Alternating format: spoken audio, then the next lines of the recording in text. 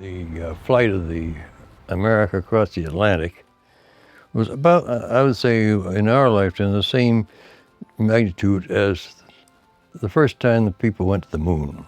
I mean, when Armstrong stepped on the moon. I think it's the same number of scientific stumbling blocks that they had to overcome in order to do it, mechanical and scientific.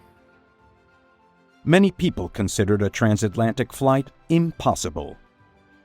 However, Curtiss was confident in the design of the America. By August 1914, he had started reducing the aircraft's structural weight and was optimistic that he had solved the problem with the third engine. But before the theory could be put to the test, time ran out.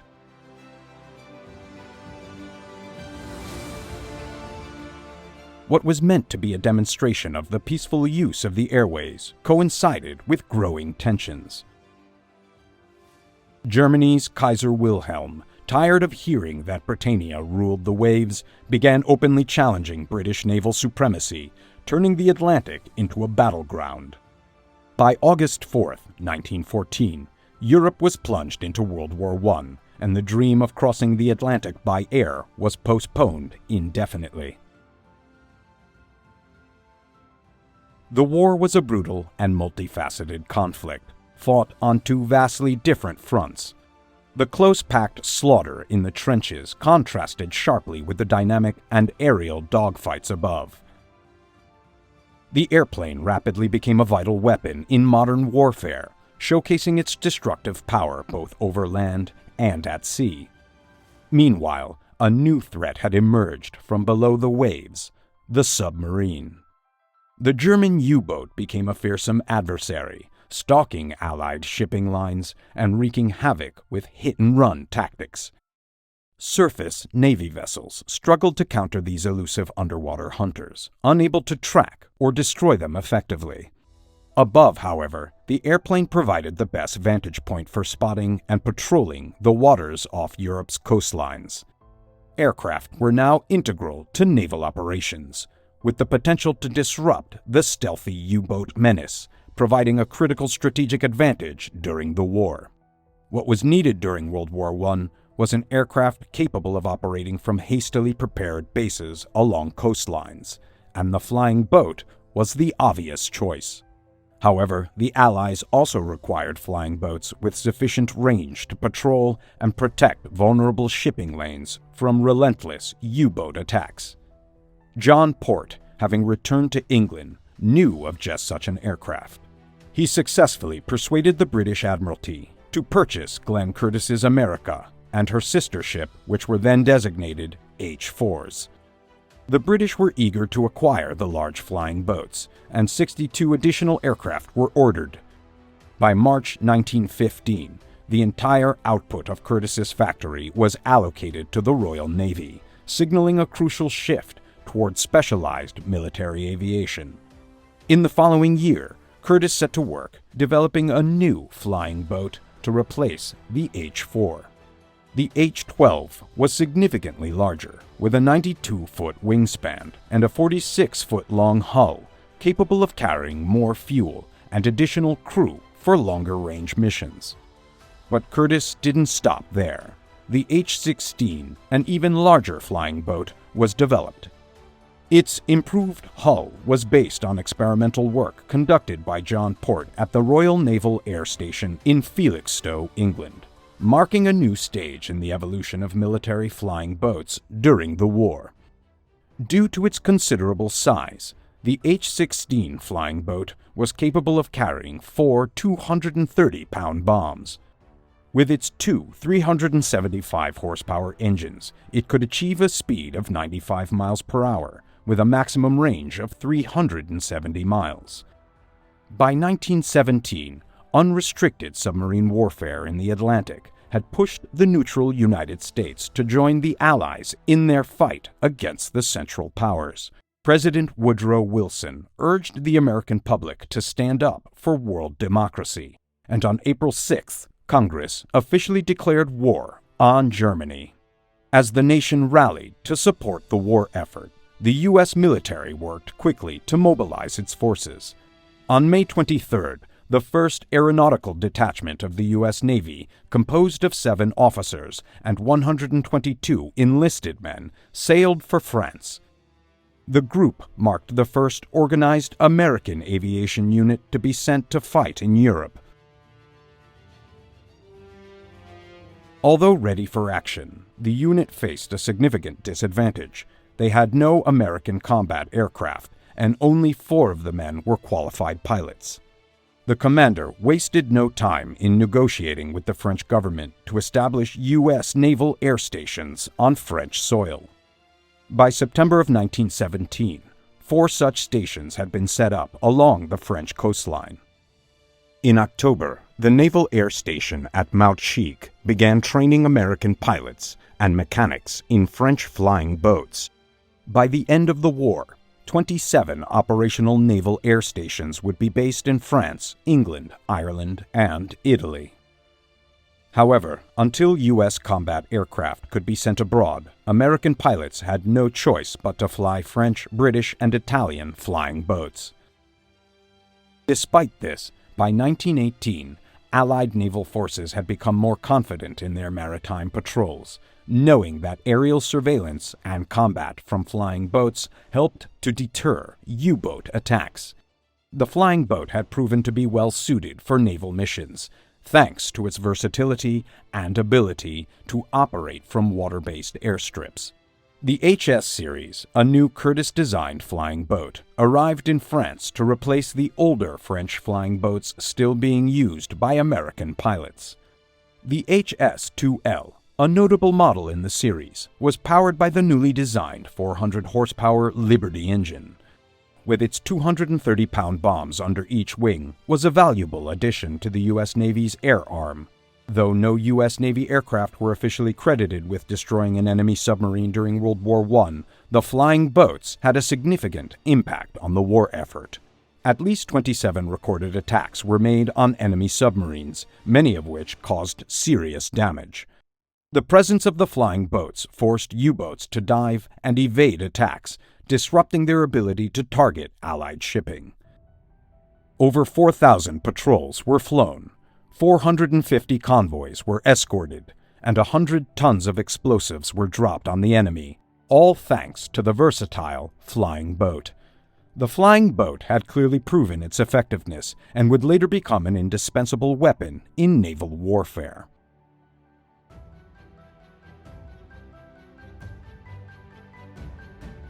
When the war officially ended on November 11, 1918, it had been 5 years since Glenn Curtiss had tried to take his America off the waters of Keuka Lake. Once intended as an instrument of peace, the America had evolved into a weapon of war, symbolizing the rapid transformation of aviation from a pioneering effort to a vital military asset. The flying boat had evolved considerably, acquiring far greater range and lifting capacity than anyone could have imagined in 1914. Yet the dream of crossing the Atlantic remained just as elusive as it had been during Glenn Curtiss's earlier attempts.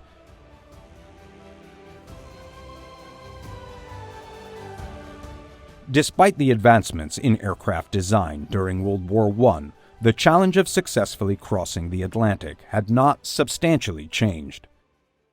With no reliable meteorological information available and limited radio navigation technology, direction finders with just a 15-mile range, the prospect of making such a long and uncertain flight still posed significant difficulties. Undeterred by the challenges, the U.S. Navy remained determined to achieve the feat. In May of 1919, 3 Navy flying boats took off from Rockaway, New York, with the goal of conquering the North Atlantic's treacherous airways. Meanwhile, Curtiss had moved his company research activities to Long Island in 1917, where he established the Curtiss Engineering Corporation in Garden City.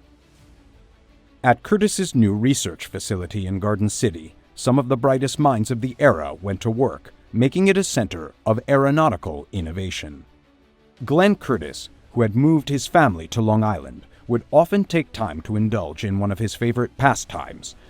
During World War I, the aviation industry attracted significant investment, especially from Wall Street financiers. They pushed companies to hire top talent, people well-versed in the science of aeronautics. Designers and engineers were now expected to conduct formal studies in areas such as aerodynamics, stress analysis, and lift characteristics. At the Curtiss Engineering Corporation, the pressure was on to meet the U.S. Navy's growing demands. One particular need that the Navy had identified was for an anti-submarine aircraft capable of delivering itself across the Atlantic. German U-boats had been sinking ships transporting aircraft to Europe, and the Navy needed a solution.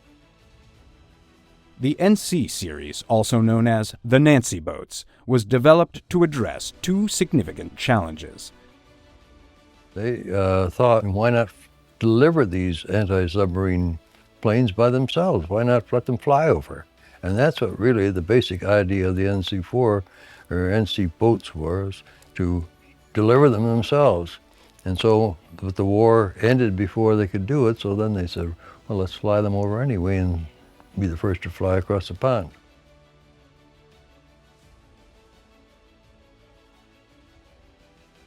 Initially, their purpose seemed unclear after the war ended, as their transatlantic capability had yet to be put to the test.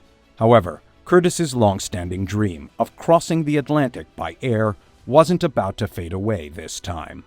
Commander John Towers, now the senior aviator in the U.S. Navy, saw the potential in the NC boats. He proposed that the Navy take advantage of the NC's unique abilities. A successful transatlantic flight, Towers argued, would not only bring national prestige, but also showcase America's growing aeronautical prowess to the world. The decision was made, and the NC flying boats were prepared for their momentous journey. The NC series was an impressive feat of engineering, with its upper wing stretching 126 feet, 54 feet wider than Curtiss's original America, and standing 24 feet high. The aircraft's overall length of 68 feet was remarkable, made possible by a tail boom assembly that extended off the hull to save weight.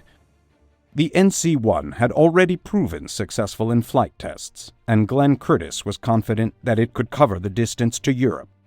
However, the race to achieve the first successful transatlantic flight by aircraft was heating up. Other competitors, eager for the prestige and recognition, announced their own plans to attempt the journey. With this new pressure, the NC-2 and NC-3 were also being readied, while work on the NC-4 continued around the clock. To power these enormous aircraft, the Liberty engine, which had revolutionized American aviation during World War I, was chosen. 4 of these engines, each generating 400 horsepower, were installed in the NCs, providing the necessary power for such a daring venture across the Atlantic. As the stakes were raised, Curtiss's team pushed forward, knowing that they were about to make history. On the morning of May 8, 1919, the stage was set for a historic transatlantic flight. However, only 3 of the original 4 planes would attempt the journey. The NC-2 was sacrificed for repairs to the NC-1, which would now be commanded by Lieutenant Commander Pat Bellinger. John Towers, the mission's overall commander, would fly the NC-3, while Lieutenant Commander Albert C. Reed took charge of the NC-4, the aircraft chosen to make the first transatlantic flight. Each crew was handpicked from the best aviators of the time, with extensive training and preparation to ensure they could handle the many challenges of the mission.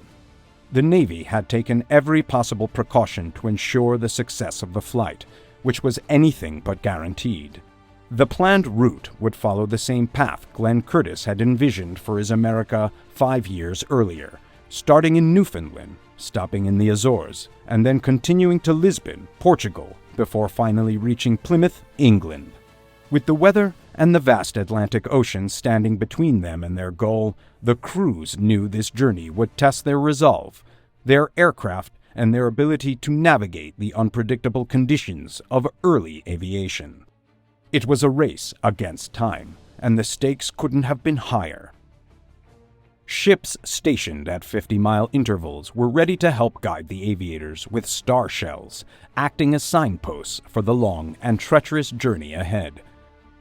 The crews, consisting of 6 men per aircraft, expertly taxied into Jamaica Bay, where they opened the throttles and lifted off, rising on the step and soaring into the sky. The journey went smoothly for the NC-1 and NC-3, which arrived safely in Trepassey Bay, Newfoundland, without incident. But the NC-4, the aircraft that would go on to make history, had not been seen. The absence of the NC-4 was cause for concern, but the other 2 aircraft continued their journey, relying on the planned navigation checkpoints to guide them. By May 15th, the NC-4 finally reached Newfoundland, though its journey had been delayed. Luckily for the NC-4's crew, inclement weather had prevented the other Nancys and their competitors from making progress, allowing for the conditions to improve and for the aircraft to resume their journey.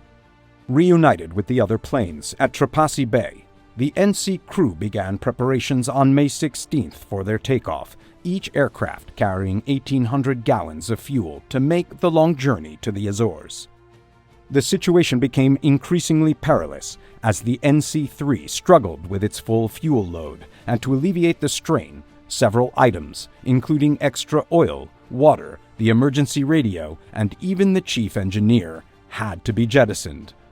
Despite the early challenges, the NC-4 had managed to outpace the others, but it stayed close behind the lead aircraft, NC-3, trying to stay together.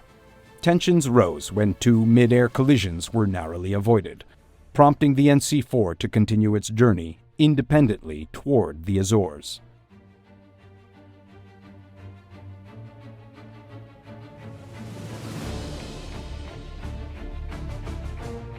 Meanwhile, 1,200 miles east of Newfoundland, the harbor at Ponta Delgada in the Azores, where the NC boats had planned to land, was shrouded in fog. The NC-3 and NC-1, having strayed far off course, found themselves in an unfortunate position. Reluctantly, they attempted to land in the open sea, but the NC-3 suffered irreparable damage during the attempt, marking a critical setback. The NC-3's attempt to land in the open sea proved disastrous as it crashed into a 20-foot swell. The impact caused the hull to rupture and wrenched the center engine out of its mounts, ending the flight for Commander Towers. For nearly 2 days, the crew struggled to stay afloat, perched on the wings of the aircraft to maintain balance as the aircraft drifted, tail first, toward the Azores. Miraculously, they managed to cover 200 miles of the ocean before reaching Ponta Delgada. Meanwhile, the NC-1 met a similar fate. After enduring harsh conditions in the open sea, it was eventually rescued by a Greek steamer. Despite the salvage effort, the NC-1 was heavily damaged and lost to the Atlantic. Though Towers had been integral to the success of the NC project and had been one of the original pilots chosen for the America, the distinction of being the first to fly across the Atlantic eluded him. Instead, it was the NC-4 that would go on to make history, marking a bittersweet conclusion to the mission for Towers and his crew. The NC-4's successful landing at Horta on May 17, 1919, marked a historic moment in aviation.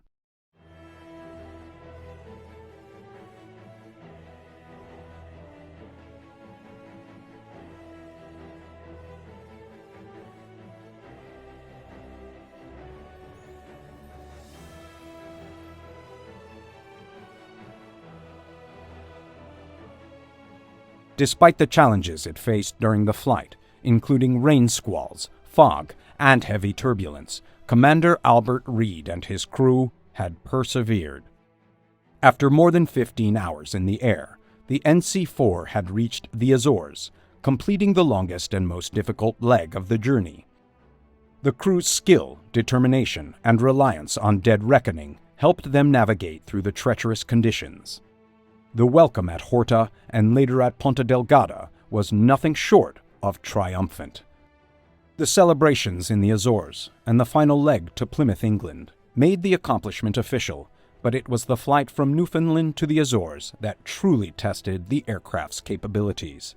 For the crew of the NC-4 and Commander Albert C. Reed, the historic flight was a testament to their skills and determination. In 1925, the U.S. Navy continued its pursuit of aviation records. Following the NC-4's success, the ambition to push the boundaries of long-distance flying remained a priority, with further milestones being set in the years that followed. The spirit of innovation and exploration that had led to the first successful transatlantic flight would continue to drive advancements in aviation for years to come.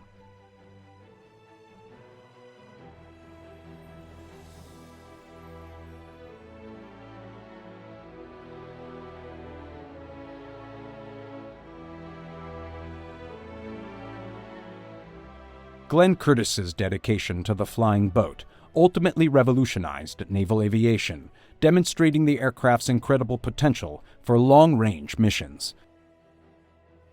The successful non-stop flight from California to Hawaii under Commander John Rogers in the PN-9 was another milestone that showcased the capability of flying boats to cover vast distances, further solidifying their role in extending U.S. defense reach across the Pacific. This achievement was a testament to the flying boat's power and endurance, a fitting culmination of Curtiss's legacy in aviation. While many of his innovations shaped the course of history, the flying boat, which he had pioneered, remained one of his proudest contributions. Over the next 2 decades, flying boats would continue to play a critical role in maritime defense and long-range air travel, serving as an integral part of naval operations.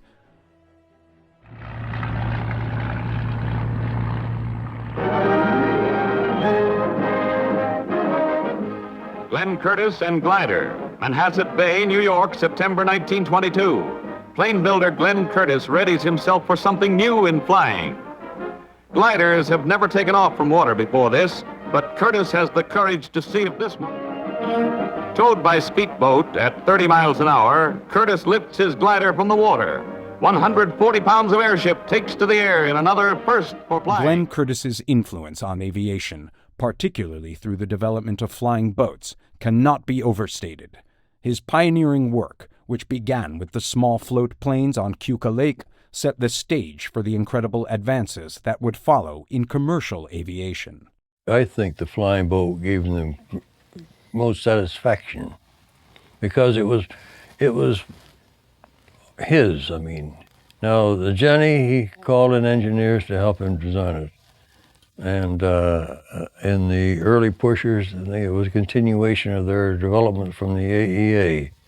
But I think the flying boat, the early flying boats were his, and the dream was his for Wanamaker and also for the NC boats. The triumph of the NC-4, representing the zenith of Curtiss's career, was not only a demonstration of American ingenuity, but also a prelude to the vast potential of transoceanic air travel, a vision that would later be realized through massive flying boats used for international air routes.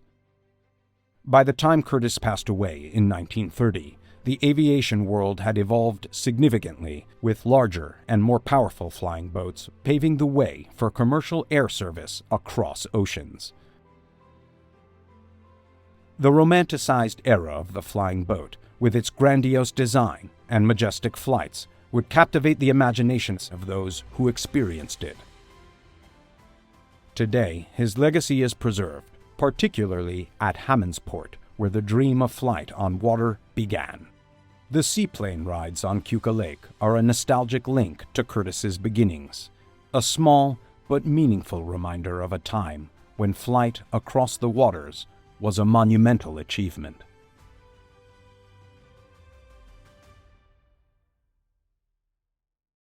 The 1920s were a time of unparalleled innovation in aviation, a period when daring pilots and visionary engineers pushed the boundaries of what was possible. Two names resonated above all others in this era: Curtiss and Wright. Separately, they were titans of the nascent industry. Together, their merger created a colossus that would shape the future of flight for decades to come: the Curtiss-Wright Corporation. This was not just a merger. It was a tale of ambition, rivalry, financial maneuvering, and the birth of a corporate behemoth in the golden age of aviation.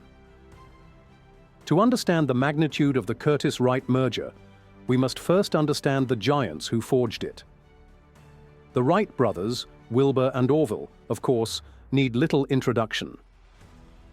Their meticulous experimentation and groundbreaking 1903 flight at Kitty Hawk irrevocably changed the world. They possessed an unwavering dedication to scientific principles and a fierce protectiveness of their intellectual property. This often led to prolonged patent battles, something that would ironically hinder the growth of American aviation in its earliest days. On the other side stood Glenn Curtiss, a motorcycle racer and mechanical prodigy from Hammondsport, New York. Curtiss was less a pure scientist and more a daring innovator and showman.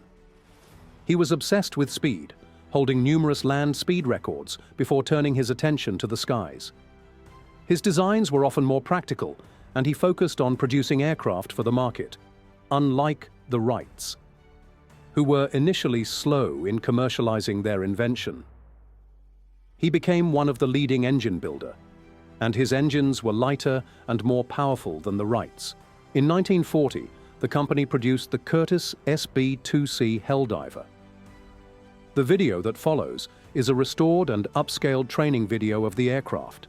As the naval conflict against the Japanese Empire rages, dive bombers prove to be one of America's most potent weapons. Large, slow-moving warships make the perfect prey for these swooping hunters. But by 1939, the U.S. Navy is shopping around for a replacement to the venerable Douglas Dauntless. Curtiss Aircraft submits a design, and everything looks good on paper. The plane is faster and has longer range than its predecessor. But in practice, problems quickly begin to arise. Countless modifications delay the schedule by more than 2 years, meaning that production doesn't begin until mid-1942. In addition to Curtiss's own factory in Ohio, 2 Canadian plants, Fairchild Aircraft and Canada Car and Foundry, are contracted to manufacture the Helldiver. The latter falls under the management of Elsie McGill, Canada's infamous Queen of the Hurricanes. Despite constant modifications totaling more than 880 before production and many more afterwards, problems persist throughout its career. Pilot complaints are frequent and lead to the plane's designation jokingly being referred to as "son of a bitch, second class." Captain Eric Brown, a test pilot with the Royal Navy, recalls. The American Helldiver, disaster. I've never known an aircraft that was introduced into service and had so many modifications applied to it to get it right. It followed a rather simple aircraft, the Douglas Dauntless, as a dive bomber. It was bigger, could carry a bigger load, etc. But once you've said that, you've said it all. It had nothing to recommend it once it got in the air. It suffered a lot from, once you popped the dive brakes for the dive bomb, it suffered a lot from vibration, and it was very difficult to sight accurately with it. And altogether, frankly, it was not a pleasant airplane to fly, particularly on Turcat. Despite the reputation it earns among pilots and ground crew, the Helldiver is not an unmitigated failure. Its excellent range is perfect for crossing the vast reaches of the Pacific Ocean. With them on board, the striking radius of American carriers is greatly extended. What's more, it is some 14 miles per hour faster than the Dauntless, making it an elusive target for Japanese fighters. The Helldiver's trial by fire comes in November of 1943 when planes from the USS Bunker Hill fly bombing sorties against Japanese forces in Papua New Guinea. It is in the Pacific that the Helldiver distinguishes itself and makes a significant contribution to winning the war. In the spring of 1945, as Operation Tenichi-Go launches a massive suicide mission against American forces on Okinawa, Helldivers are instrumental in bringing down the two largest warships of World War II, the crown jewels of the Japanese Navy, the Titanic battleships Yamato and Musashi. Following the end of the war, surplus Helldivers are sold to Allied navies whose squadrons have been devastated by wartime attrition. They find further use in Greece, Italy, Portugal, Australia, Thailand, and finally France, where they are used heavily throughout the First Indochina War. But as the 1950s come to a close, the era of dive bombers has come and gone. Military tactics have shifted, signaling the end of this once indispensable aircraft.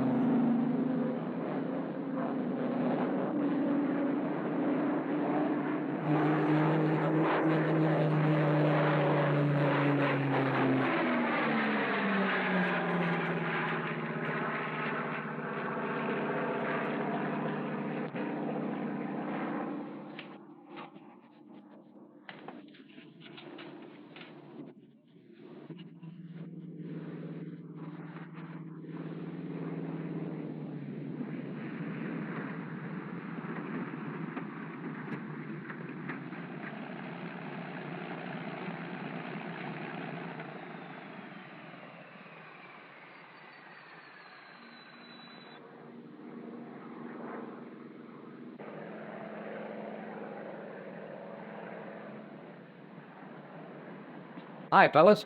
Nothing to do? Yeah, but we're waiting for you. For me? Yeah, we want to get some dope on that new hill dive you just took up. Okay, fire. Ask the professor anything. I'll try to answer. Well, in that last dive you just made, you seem to be moving pretty fast. How about it? Well, no. That engine and the air blast make a lot of noise, but I wasn't diving so fast. The dive flaps take care of that. Tell you what, if you guys really want to know, I'll show you some of the features of the plane. Yeah, I'd like to get a checkout on it. Okay, let's have a look. There's one thing taken off to the line now. That's it, gents. The Helldiver, sometimes called the SB-2C. She's a scout and a dive bomber, and can deliver depth bombs or a torpedo as well.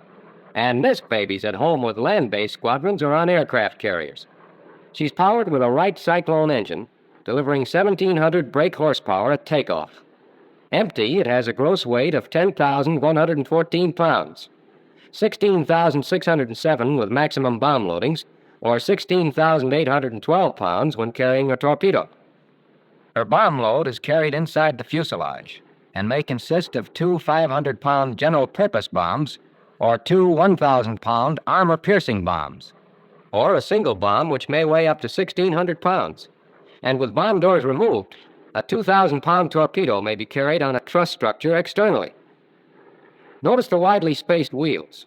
They give good stability and directional control on the ground, and the oleos are sturdy and rugged to take the punishment of rough carrier landings. This area, which takes a beating from rough carrier landings, has been structurally reinforced with a heavier gauge skin and with strengthened internal framework. For normal operations, a fuel capacity of 320 gallons may be carried in the 3 tanks, all of which meet requirements for all maneuvers. 110 gallons in the fuselage and 105 in each of the wings. An auxiliary droppable bomb bay tank of 130 gallons capacity can be carried for long scouting missions. And in addition, 2 58-gallon droppable tanks can be hung from the wing bomb racks. Boy, you can really turn a load of fuel for scouting missions. Let's see, that's 320, 130, 58 times 2 makes a total of 566 gallons. Yeah, but you ought to see some of the other things. Here, let's watch these guys get her ready to go.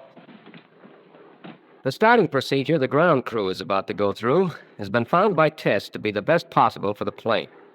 It works well in temperatures down to 30 degrees Fahrenheit without oil dilution.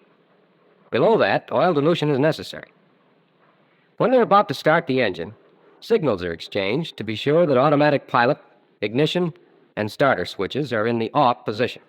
Mixture control should be at idle cutoff. Throttle is set for 1,200 RPM. Check to be sure the landing gear control is locked in the down position. Then, if the engine has been idle for an hour or more, the prop is pulled through 3 or 4 revs to clear the combustion chamber. Cowl flaps are set to full open position. Fuel selector valve on fuselage. Propeller switches on and automatic. Prop control down for full increase. Carburetor air direct. Primer breaker on. And fuel gauge on. Battery on. Generator on. Starter breaker switch on. Ignition switch both. The electric inertia starter is put on and held in operation for about 15 or 20 seconds. Fuel pressure of 6 to 7 pounds is obtained by means of the auxiliary electric fuel pump, and the electric primer pump switch is held on from 1 to 3 seconds, depending on outside temperature. Then the mixture control is set at full rich.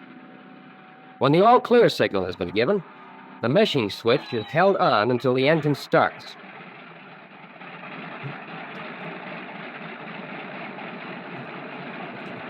If the engine is cold, it may be necessary to use the primer a few times to keep the engine operating. Now get this, it's important. Do not touch the throttle during the starting procedure. Leave it set at 1200 RPM until the engine is running smoothly. If the engine is over-primed, move throttle to full open, mixture control to idle cutoff, and the ignition switch off. Then by hand, rotate the prop 3 or 4 revs and repeat the starting procedure. When the engine is firing smoothly, allow it to warm up at 1200 RPM with prop set in low pitch until the oil inlet temperature reaches 55 degrees centigrade and cylinder head temperature at least 130 degrees centigrade. Engine oil pressure should reach 40 pounds within 30 seconds after starting. If required pressure fails to develop, stop the engine immediately and investigate. The wings are spread hydraulically by turning the control handle counterclockwise and holding it. This is the first U.S. Navy dive bomber equipped with hydraulic folding wings. Depending upon the wind, these wings can unfold in 30 seconds because of larger hydraulic cylinders. When the wings are fully extended, the control handle is pushed full forward to lock the wings in place. When they are safely locked, the flag indicators on the wings will have receded until they are flush with the surface. Slats are provided on the leading edge of the wings to smooth out the airflow over the ailerons at high angles of attack. These slats open when the landing gear is extended and close when the gear is retracted, and have no independent control.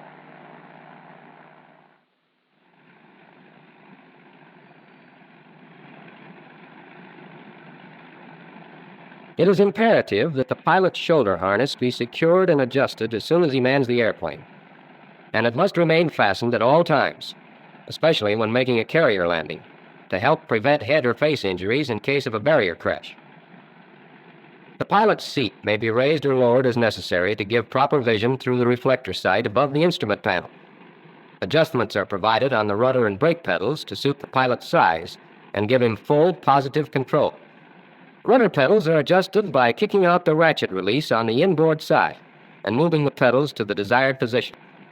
Be sure that each pedal is ratcheted backward or forward the same number of notches. You should also check to make sure that hydraulic valves number 1 and number 2 are fully open, and that both number 3 valves are fully closed. The hydraulic system pressure gauge should read approximately 1,000 pounds.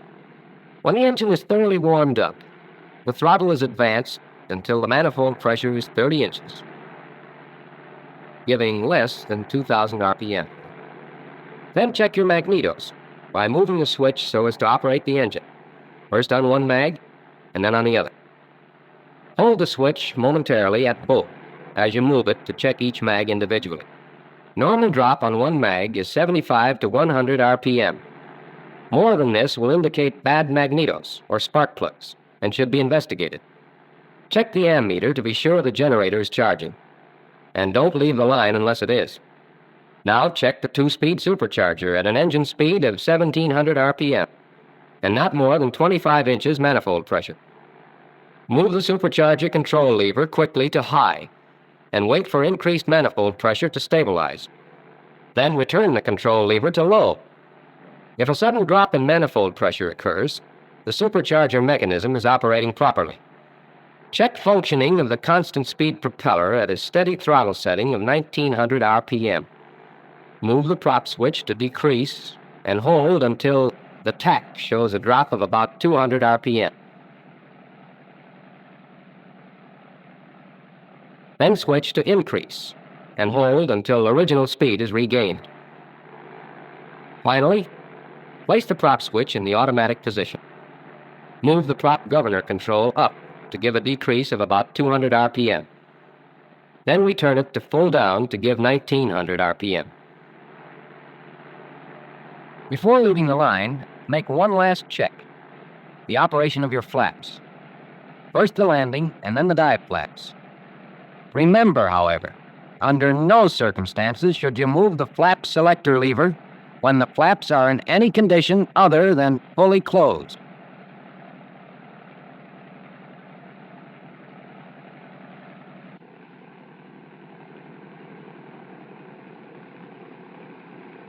As you taxi out to your takeoff runway, you'll notice what good visibility you have from the cockpit. Also notice that the rudder is effective for directional control, unless the plane is allowed to swing excessively. Use your brakes sparingly. They're power-operated, which means that the amount of braking action obtained is determined by the length of time the brake pedal is depressed, not by the amount of pressure applied. On sharp turns, try to keep the inside wheel moving a little to avoid scrubbing off the tread. Turn the checkoff switch to bring the takeoff list into view and go through it carefully, item by item. Fuel selector valve, on fuselage. Auxiliary fuel pump, on.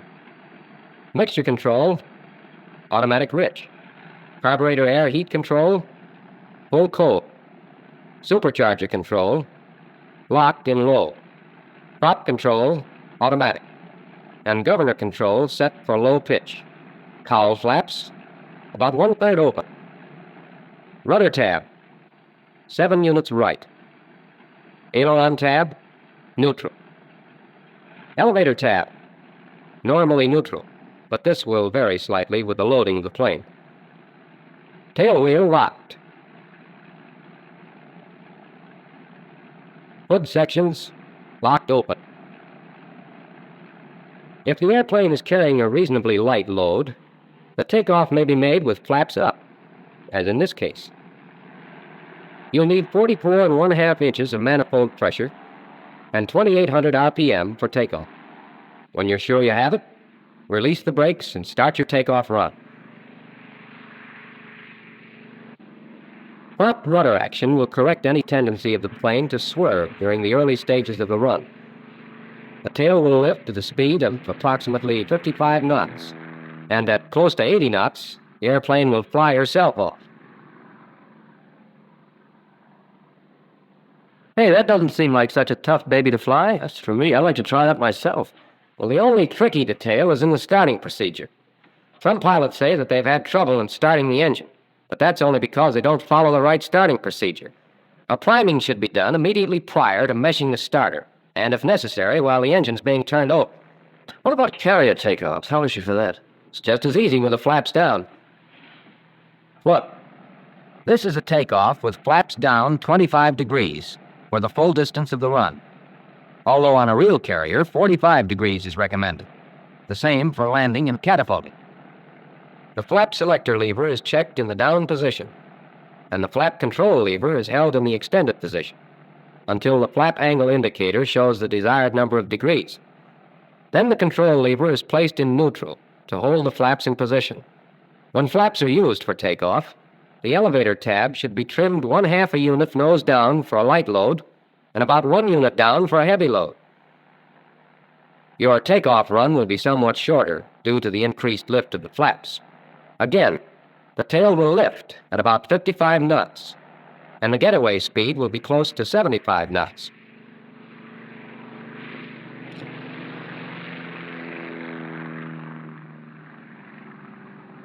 As soon as you're safely airborne, retract the landing gear. To do this, the safety lever alongside the landing gear control is unlocked, and after depressing the locking button on top of the control, the lever is moved to the up position. The slats will close as the landing gear is retracted.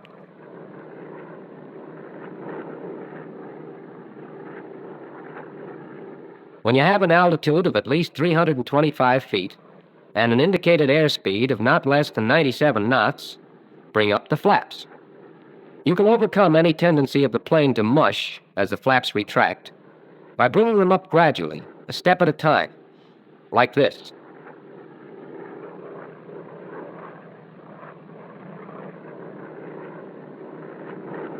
As soon as possible after the takeoff, reduce manifold pressure to 35 inches and set prop control to give 2400 RPM, using vernier if necessary for close adjustment. As you climb away from the field, be sure your mixture control is in automatic rich and keep a close watch on cylinder head temperature. If the temperature goes above 230 degrees, open the cowl flaps for additional cooling. They create some buffeting at full open and have a high drag, so keep them not more than half open if possible. If head temperature continues to rise, reduce RPM or nose down to increase your airspeed. Never exceed 248 degrees centigrade under any condition.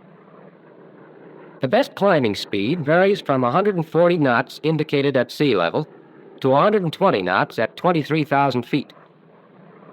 For climbing at normal rated horsepower at sea level, you'll be turning 2400 RPM with 42½ inches of manifold pressure. As you climb, this reading will decrease if the throttle is kept in the same position. And at an altitude of 9,500 feet, you will be able to get only 34 inches of mercury at full throttle. If you must continue climbing, retard the throttle slightly, then shift quickly from low to high supercharger. This will enable you to get 40 inches of manifold pressure at 2400 RPM up to an altitude of about 14,000 feet. For cruising at 65% power, you can rev at 2,050 RPM and carry 28 inches of manifold pressure in low blower up to 9,000 feet, and 2,230 RPM with 26½ inches in high blower at service ceiling. Always shift the mixture control to automatic lean for maximum cruise operation, as well as for cruising at 60% of rated power on long scouting missions, where the prime consideration is fuel economy. This airplane is not as stable as most about the longitudinal axis and cannot be balanced to fly entirely hands-off. However, very little movement of the stick is required to keep her in the desired attitude.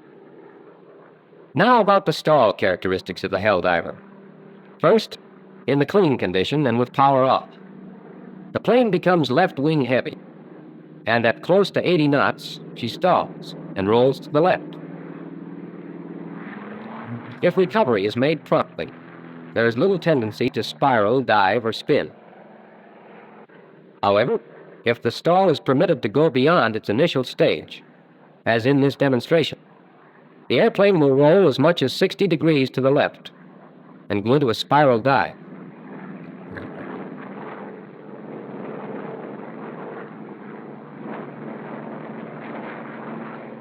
Recovery from this situation is slower, but otherwise entirely normal.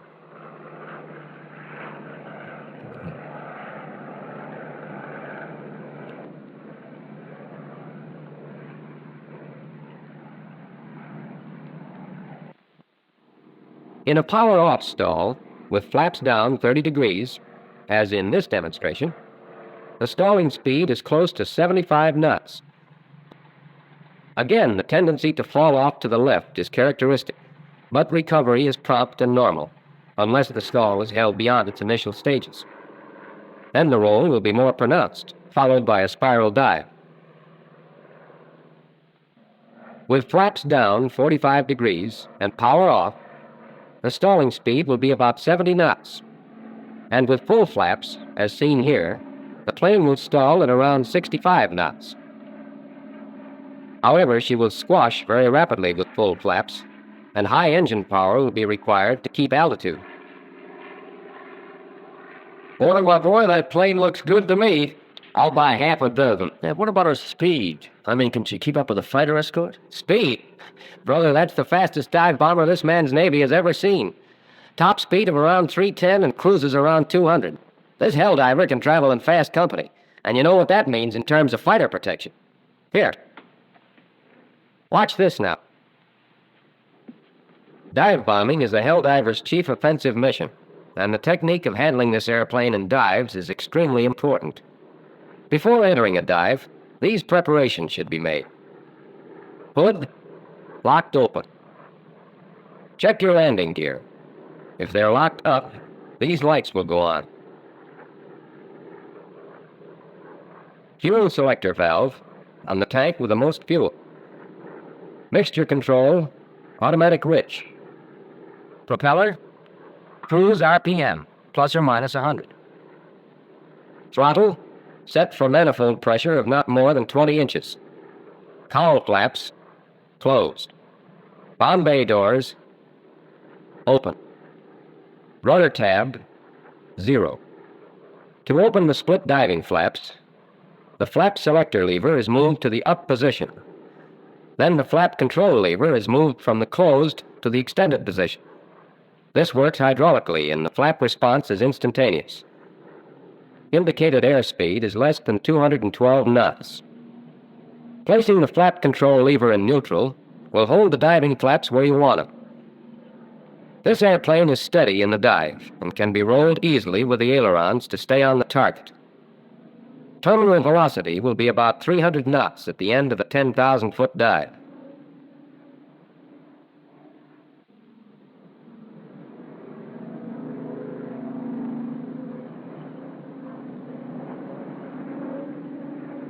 Recovery from the dive is made easily with a normal pullback on the stick. Avoid abrupt pull-ups, which impose undue strains on the airplane. The helldiver does all the usual acrobatic maneuvers. Its speed restrictions are according to current technical orders. Loops, such as this one, may be entered at a speed of 215 knots.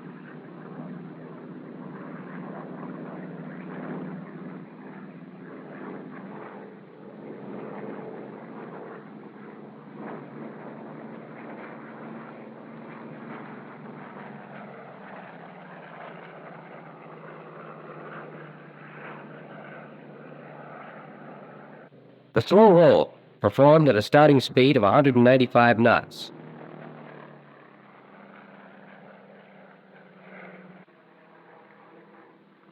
The immelman, executed at a starting speed of 243 knots.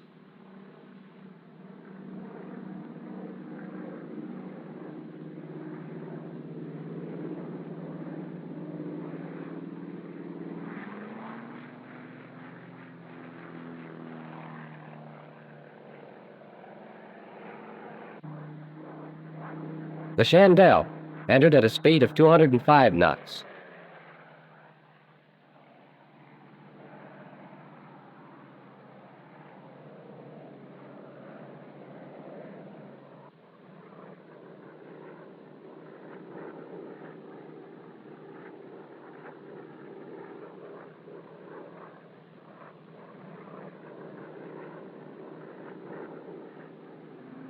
The rollover, while flying at a speed of 173 knots.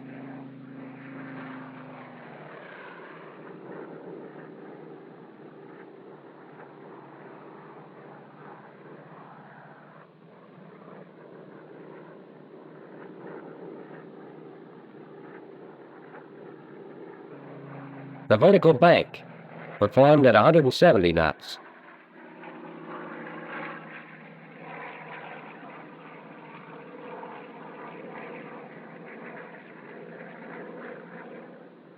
Before our performing helldiver comes in for a normal landing, let's have a look at some of the emergency safeguards provided for the primary hydraulic system, which operates the landing gear, flaps, and brakes.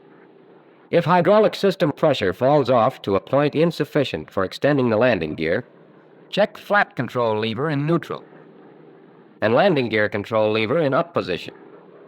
This may serve to restore pressure in the primary system, and when you have 800 to 1,000 pounds indicated, the landing gear, brakes, and flaps may be operated in the usual manner.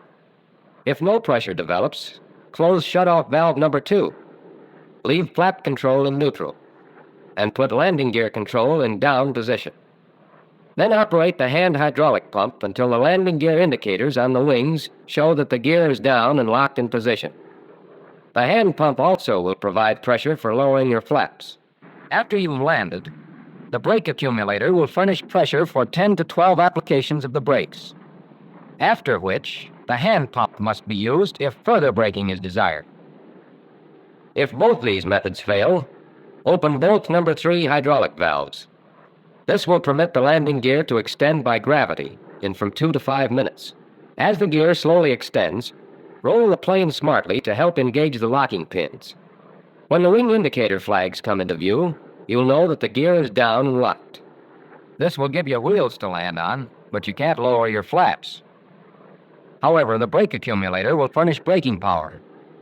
These optional emergency procedures inherent in the primary hydraulic system are vital to safe piloting of this airplane. Familiarize yourself with the operation of this hydraulic system and the various methods of controlling it. Then you'll be able to handle emergencies with confidence and certainty.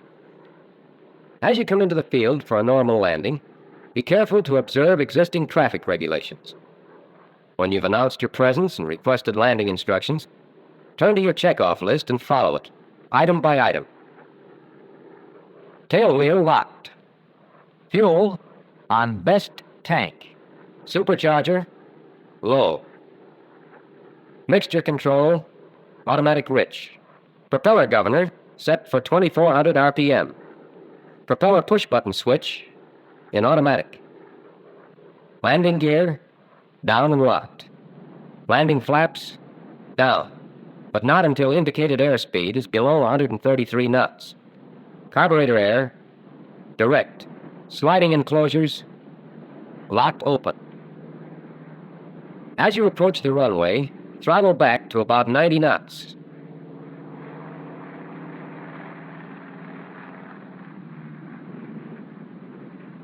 And you can set her down nicely on 3 points. The brakes are very powerful and have a decided effect, so use them smoothly during the run to keep control of the plane and slow it down.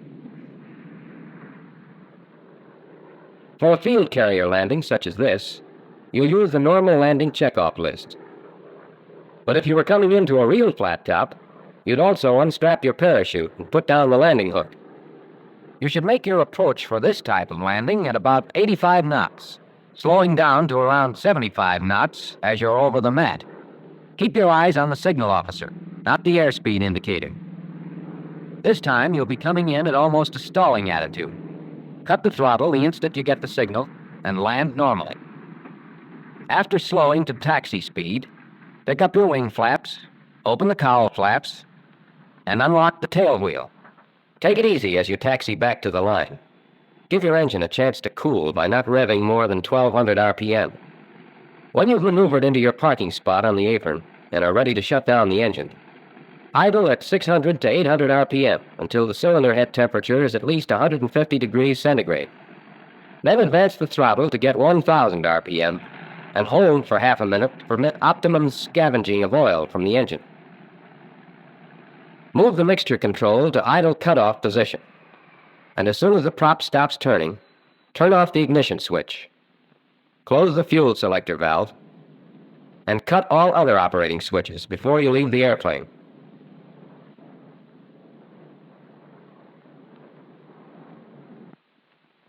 I'm going out and have a closer look at that plane. Anybody coming? Good idea. Okay, come on. There are a couple of other features I want to show you, and since you've come this far, you might as well know the rest.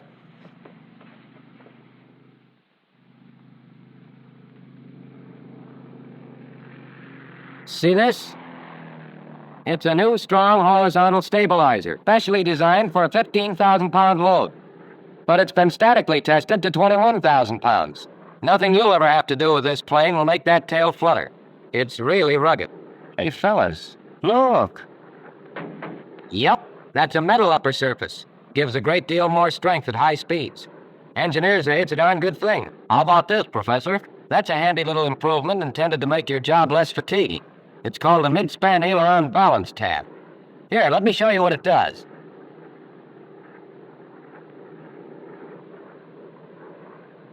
Now watch what happens when I move the stick or a bank to the right. When the control actuates the aileron, it also actuates this tab, which lowers into the slipstream and exerts additional lifting force on the aileron. I get it. This helps pull the aileron up and makes less work for the pilot. That's right. And it works in the same fashion when the stick is moved the other way. You'll notice the benefits of this after a long flight. Less fatigue. Take a look at the dive flap down there. When they're retracted, they're a smooth part of the wing surface. They don't affect the aerodynamic characteristics of the wing adversely. Yet when they're extended in a dive along with the landing flaps, they really slow the plane down, make for bombing accuracy and an easy pullout. Well, that's about all there is now.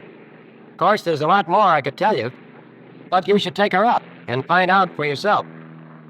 Boy, I'm going to as soon as I can. You fooled me. Well, I haven't been trying to sell you the plane, although I think it's a darn good plane myself, but I did want to show you that it's sound and dependable. It's got flight characteristics that make it equally effective as a scout, a dive bomber, or a torpedo plane. A combination like that makes it a good airplane to have in the fleet. Any guy who flies it properly has a mighty deadly weapon on his side.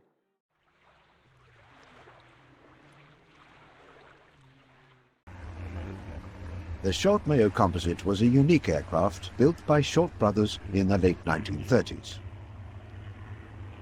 In fact, it consisted of two separate aircraft, the Mercury and the Mayo, taking off together and then parting ways. This remarkable story started in 1932, with Major Robert Mayo as Technical General Manager for Imperial Airways. The whole experiment was an attempt to solve the problem of building a passenger aircraft capable of crossing the Atlantic Ocean without discarding cargo space for extra fuel. Short brothers had already built and successfully sold the Empire class of flying boats, which were used to carry mail to the farthest reaches of the British Empire. Overland routes to Australia and South Africa were frequent, but one insurmountable challenge still existed: the Atlantic crossing. Certainly, the ocean had been crossed many times before, but only by small aircraft with no commercial application. Shorts wanted to fly the route not for fame, but for commercial reasons. It was determined that much fuel was expended during takeoff, since flying boats took a particularly long time to become airborne. The solution was obvious: attach a seaplane to a mothership and conserve fuel for the long trip across the ocean. With this, the Mayo composite was born. The lower half of the duo, Mayo, was a heavily modified Empire flying boat. Its wings were enlarged and engines moved to accommodate its mounted passenger. And for the upper half, named Mercury, a long-range 4-engine floatplane was constructed. With a crew of 2, it could carry 1,000 pounds, or about half a ton of mail. With all 8 engines working together, the pair easily lifted off and soared upwards. The 2 aircraft were connected with specially made struts. At a set altitude, these would be detached and Mercury would continue on its journey, while Mayo returned to base. Here, test pilots John Lancaster Parker and Harold Piper say a few words following a successful flight. Well, damn it, I have never shaken you by the hand before, but there you are. Excuse my glove. Fine. And I don't know what your impressions were when we left, but I found the weather was much better than I expected it to be, and everything was going right, so I very quickly asked you your opinion. And you seemed quite content with anything I wanted to do, so I pulled the plug and you disappeared. The Mayo's first transatlantic flight took place on February 6, 1938. The journey from the west coast of Ireland to Montreal, Canada, took 20 hours and 21 minutes to complete, with an average ground speed of 137 miles per hour.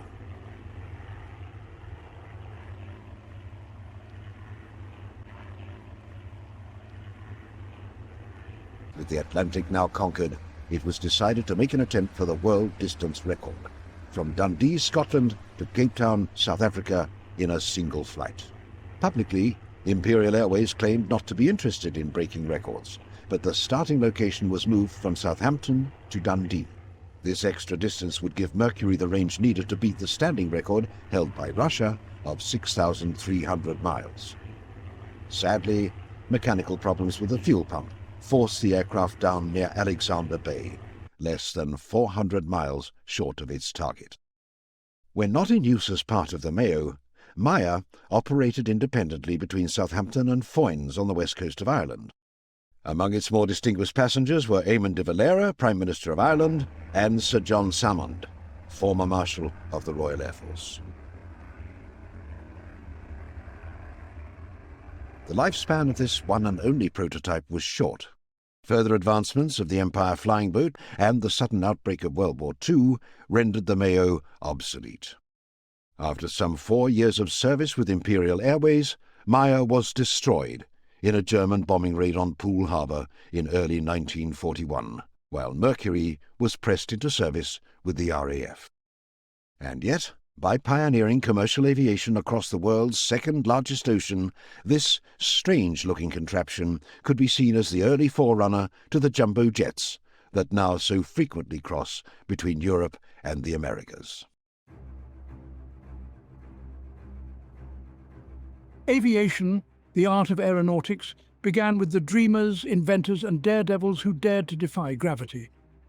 The journey of aviation was nurtured by pioneers like the Wright brothers, whose first flight marked a historic milestone. The role of aircrafts in world wars was groundbreaking, dramatically changing warfare strategies. This initiated a technological evolution in aviation, transforming the simplistic wings of a biplane into the thunderous roar of jet engines. Let's journey through the ages of aviation. Behind every great aircraft, there were great minds.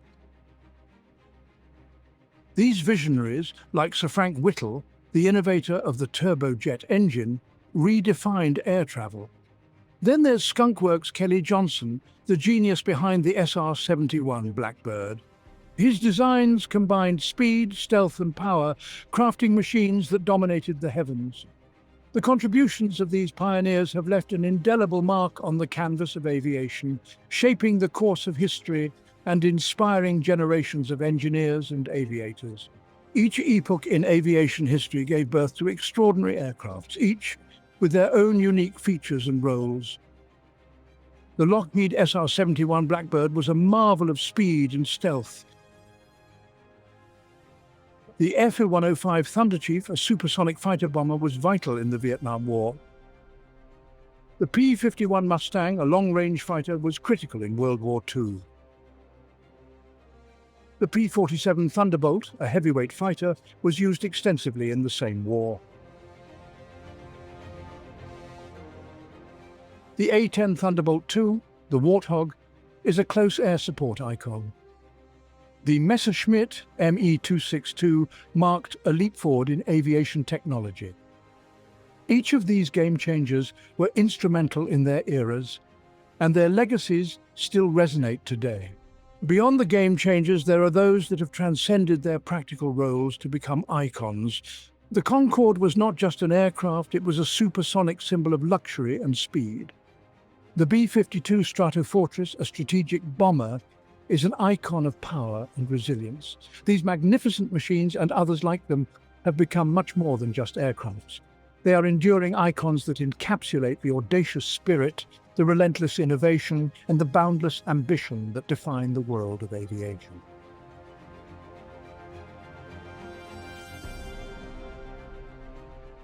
For more amazing aerial footage, and to join us in this incredible journey, check out the DroneScapes YouTube channel.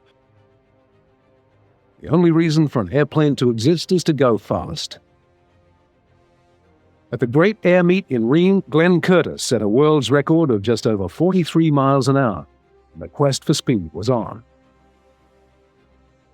In 1913, Maurice Prévost was flying a streamlined Dépôt-Dessin monoplane at 126 miles an hour, and Europe claimed the lead in aviation speed.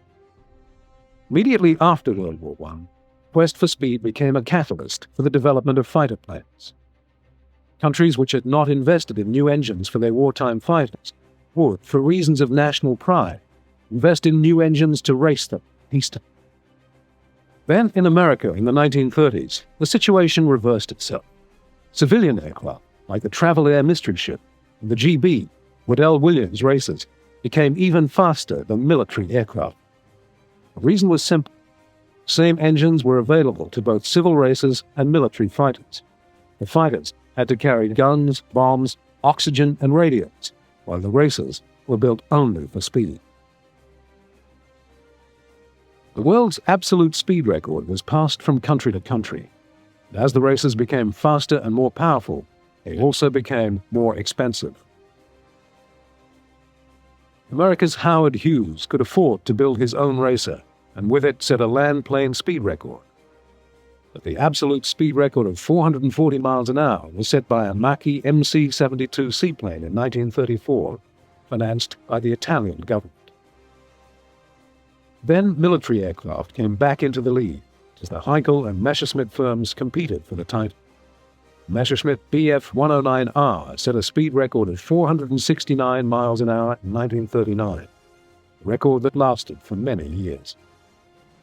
When the jet aircraft came out, speed records rapidly accelerated, the British breaking 1,000 miles an hour in 1956 in a Fairey Delta II. Speeds continued to climb, finally reaching 2,193 miles an hour in 1976 by the Lockheed SR-71, alias Blackbird. While speed was the object, there were many other benefits in creating ever faster aircraft. Improvement in fuels, streamlining, lubricants, materials, and the list goes on. Speed produced not only prestige and pleasure, but also utility. The speed record setters ultimately paved the way for commercial transports, business jets, and private planes.